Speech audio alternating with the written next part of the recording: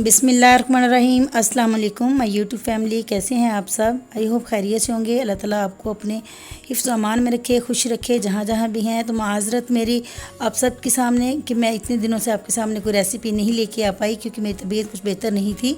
तो आज आपके सामने हाज़िर हूँ। बहुत बहुत शुक्रिया मेरी रेसिपीज़ और मेरे चैनल को पसंद करने का। तो चलिए बहुत ही ज़बरदस्त रेसिपी की तरफ।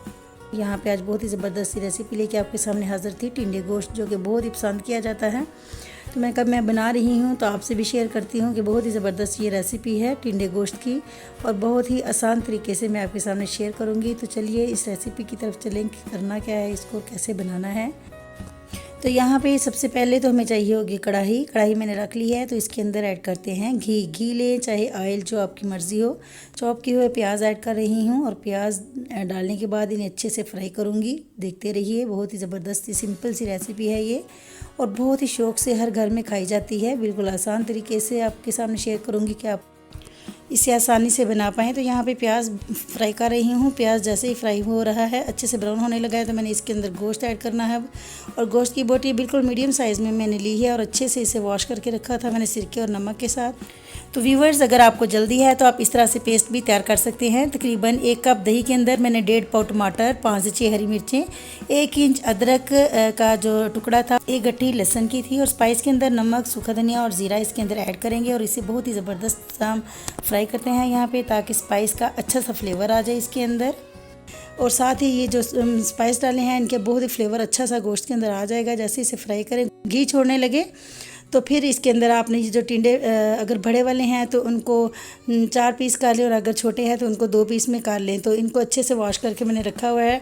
और जैसे ही हमारा ये गोश्त बहुत ही अच्छे से फ्राई होगा, और इसके अंदर सारे जो टमाटर, हरी मिर्ची और अदरक लहसुन का पेस्ट ऐड किया था दही के अंदर ग्राइंड करके, तो और साथ ही स्पाइस में नमक, ज़ीरा और सूखा धनिया ऐड किया था, अच्छे से फ्राई करना है। बहुत ही ज़बरदस्त स्मेल आएगी इसके अंदर। और घी छोड़ने लगे तो इसके अंदर ये वाले स्पाइस ऐड करेंगे। ये मैं आपको इंग्रेडिएंट्स में बता दूंगी जो कुछ भी इसके अंदर ऐड कर रही हूँ, ताकि आपको आसानी रहे बनाने में। बहुत ही ईजी हैं। और यहाँ पे जैसे ये फ्राई हों, इसकी स्पाइस में बिल्कुल कच्चापन ख़त्म हो जाएगा। अच्छे से आपने इनकी बुनाई करनी है, ताकि गोश्त के अंदर बहुत ही ज़बरदस्त सा स्पाइस का फ्लेवर आ जाए। ये देखिए, दही मैंने इस तरह से अच्छे से बीट करके रखा था। आप इस तरह भी ऐड कर सकते हैं इसके अंदर, लेकिन मैंने जो टमाटर, हरी मिर्ची, अदरक लहसुन पेस्ट किया, उसे मैंने दही के अंदर ही पेस्ट बना लिया था। तो आप ऐसे भी इसके अंदर ऐड कर सकते हैं। तो यहाँ पे मैं टिंडे ऐड कर रही हूँ। थोड़ा सा स्टीम लगाऊंगी ताकि अच्छे से ये स्पाइस के साथ फ्राई हो जाएं, और अच्छा सा फ्लेवर आ जाए इसके अंदर मसाले का भी यहाँ पे। और विसल बंद करने से पहले थोड़ी स्टीम लगा रही हूँ, ताकि इसके अंदर जब हम सब्ज़ी धोते हैं, वॉश करते हैं, थोड़ा थोड़ा पानी होता है, उसी के साथ ही बहुत ही ज़बरदस्ती स्टीम इसे लग जाएगी, और सीटी रखने की ज़रूरत नहीं होगी।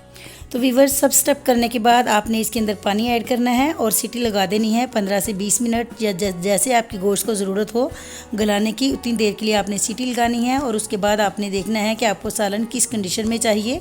तो ये देखिए कितने ज़बरदस्त सा तैयार है सालन यहाँ पे। ये देखिए कितने ज़बरदस्त से ये टिंडे हैं। और अगर आपने पानी वाले बनाने हैं, शोरबे वाले बनाने हैं, तो आप इस तरह से रस मसले से बना सकते हैं। और अगर आपने ड्राई करने हैं तो आप इसे 1 सीटी लगा के अच्छे से ड्राई करें और घी छोड़े, तो बहुत ही ज़बरदस्त से टिंडे गोश्त आपके तैयार हैं।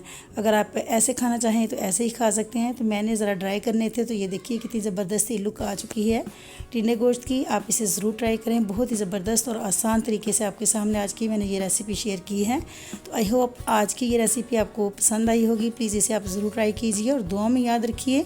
अपना खूब सारा ख्याल कीजिए। इंशाल्लाह इस तरह की और भी ज़बरदस्त सिंपल और आसान तरीके से बनने वाली रेसिपी आपके सामने लेके आती रहूँगी इंशाल्लाह। और दुआ में याद रखिए, अपना खूब सारा ख्याल कीजिए। फ़ी अमानिल्लाह, अल्लाह हाफिज़।